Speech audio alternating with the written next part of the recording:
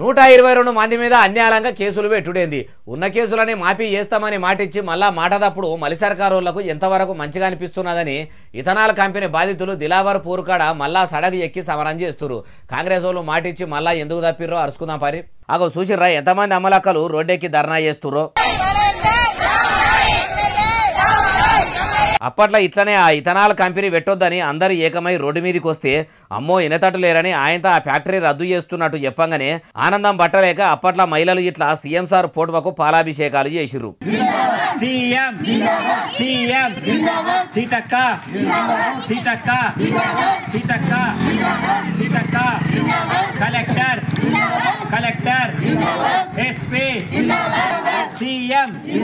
విమానం తప్పిన పీనిగే మోసిటోని మీద బయలుకు పోయింది అన్నట్టు పాలాభిషేకాలు జిందాబాదులు కొట్టినోళ్ళ మీదనే మళ్ళా కేసులు పెట్టిండట రేవంత్ సారు.